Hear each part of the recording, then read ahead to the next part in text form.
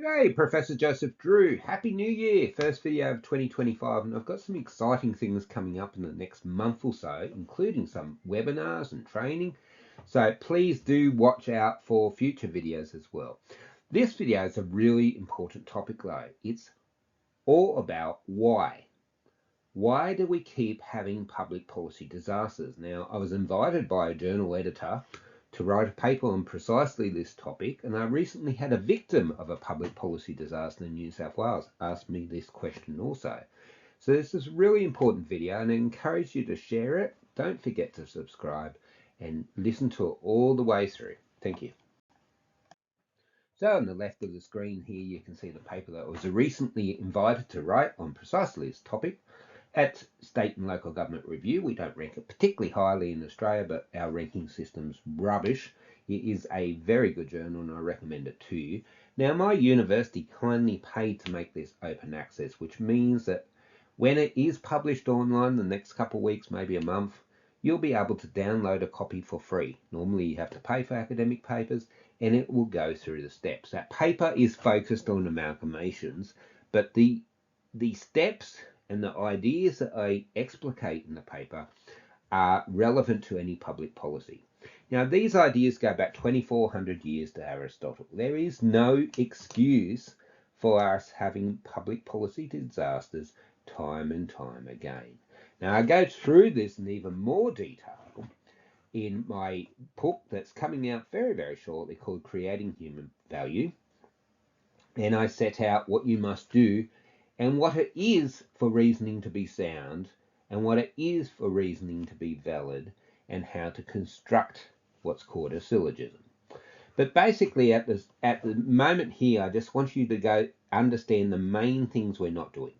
We're not setting out our good reasons for the public policy, and our good reasoning for how we think we're going to get to our objective from where we are at present. So that's step number one. So if we were to set out our reasons for doing the public policy, we may actually find that it's not agreed by the majority of people that that is a good objective in the first place. It's an obvious starting point is to work out what you're trying to achieve and decide whether this is what people want, but it's a step that's often missed. The reasoning about the mechanisms is really, really crucial, and it's something that's called a practical syllogism. It's derived from the work of Aristotle in the Organon and the Posterior Analytics, but basically it sets out a logical way of verifying whether your ideas are indeed sound. So let me give you an example. Think about amalgamation. Okay, the objective is usually, we're told, financial sustainability. Okay, what's the mechanisms? Well, usually you can divine if you read carefully and think about what these people are trying to say in their great big documents and glossy brochures.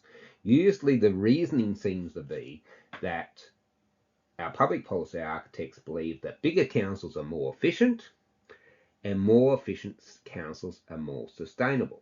Now, if that was written out clearly, people could decide whether they actually believe those statements or not, and academics and the public policy architects themselves could test whether those statements were true. It beggars belief that we could spend $1 billion on a reform, this is what we spent in New South Wales, without setting out clearly what our reasoning is for how the reform was supposed to achieve its objectives, and then testing that reasoning to see whether it was true. Now, as it turns out, bigger councils aren't more efficient. It's been proven in the scholarly literature. There are economies of scale, yes, but if you've listened to any of my videos, you know there's things called constant returns of scale and diseconomies of scale as well. As it turns out, more efficient councils aren't ineluctably more sustainable. There's a lot of legacy issues involved, and that's also been proven empirically with robust data and statistical techniques, and we now have evidence that that is incorrect also. So if your mechanisms are based on things that aren't true, or you just haven't bothered to get the evidence, which is what we did in New South Wales, well, then you should hardly be surprised when it all goes pear-shaped. And this is what happens all the time. So we need to set out our reasoning, preferably using the tools of the practical syllogism from Aristotle. I go into how to do that in detail in the book. And then test our reasons. Test them logically, think through with thought experiments. You know, if it was true that bigger councils are always more efficient and more sustainable, well, then amalgamate all 540 odd councils in Australia and you'll be peaches and cream, wouldn't you? It defies the logical test of going to extremes. But at least set out those reasons and then test the truth of each reason. It shouldn't be that difficult. It shouldn't be something we're not doing when it affects so many people's lives so profoundly. The other big reason why we continue to have these public policy disasters is wishful thinking. It applies to amalgamation, but most of the public policies I see that end in disasters. Politicians want a nice, simple solution, the magic bullet solution, the solution that sounds nice, a little media grab. Well, that's not actually how life works. You know, you might want to be a professor of economics. I don't know why you would, but say you do. There's not a simple magic bullet solution to get from where you are to being a professor of local government economics. It requires lots and lots of work and lots of hard decisions and lots of sacrifices over a long time. And most worthwhile things in life do require lots of time, lots of sacrifice, lots of diligence. But our media cycle and our political cycle wants short-term, quick, painless solutions. And realistically, that's wishful thinking.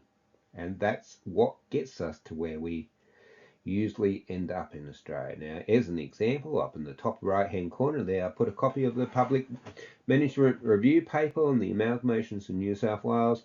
Ended an absolute abject disaster. They didn't save us money. They cost us additional money. There's a state in Australia at present talking about doing amalgamations, believe it or not, after all the disasters we've had in Australia.